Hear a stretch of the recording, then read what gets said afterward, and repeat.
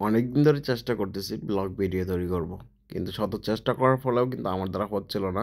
প্রতিদিন যখন ঘুমাতে যাই তখন চিন্তা ভাবনা করি কালকে ঘুম থেকে উঠে আমি ব্লগ ভিডিও তৈরি করব। কিন্তু যে যাই হোক আমি ঘুম থেকে উঠি ঠিকই কিন্তু আমার ব্লগ ভিডিও তৈরি করা হয় না।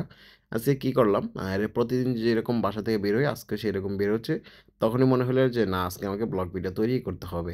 তার জন্য কী করলাম ফোনের ক্যামেরাটা অন করে ফেললাম। অনেকে বলে যে তুমি যদি কন্টেন্ট ক্রিয়েটর হতে চাও তাহলে তোমাকে কী করতে হবে? তোমার ভিতরে শক্তি থাকতে হবে, সাহস থাকতে হবে। যদি এই ২ টা জিনিস না থাকে তাহলে তুমি কখনো কি কন্টেন্ট ক্রিয়েটর হইতে পারবে না। সেই সাহস এবং শক্তি নিয়ে কী করলাম, ফোনে ক্যামেরা অন করে রাস্তা দিয়ে হাঁটতেছি এবং যাচ্ছি বন্ধুদের সাথে দেখা করতে। কারণ আমার ২ জন বন্ধু আছে তানিম এবং সাব্বির। কথা বলতে চলে আসলাম এলকে প্লাজার সামনে। এই এলকে প্লাজার ভিতরেই আমার ২ টা বন্ধুর দোকান আছে। একজন বন্ধু তানিম, তার হইছে ব্যাগের দোকান এবং একজন হচ্ছে সাব্বির, তার হইছে মোবাইলের দোকান।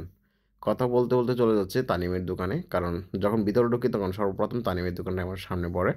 তানিম এই ব্যাগের দোকানটা। তার কাছে চলে আসলাম। তার একটু মনটা খারাপ। খারাপ থাকার কারণ হচ্ছে সে আমাকে কালকে বলছিল, "তুই তাড়াতাড়ি ঘুম থেকে উঠবি, তোকে এক জায়গায় নিয়ে যাবো।"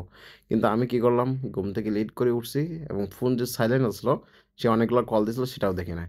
সে এখন আমাকে দেখাচ্ছে যে, "দেখ তোকে আমি কতগুলা কল দিলাম।" দেখাচ্ছে আমাকে কতগুলা কল দিলাম, তুই একটা কলও রিসিভ করিস নাই। আমি তো বলতেছি, "কিরে আমার ফোনে তো কোনো কলই আসে নাই।" তাকে বারবার বলছি। সে বলতেছে, "না, তোকে আমি এতগুলা ফোন দিলাম এবং তোর জন্যে আমি যে যাবো সকালে তোর জন্য যাইতে পারি নাই।" আমাকে বারবার বলতেছে। আমি বলতেছি, "না রে বন্ধু, আমার ফোনে কল আসে নাই।"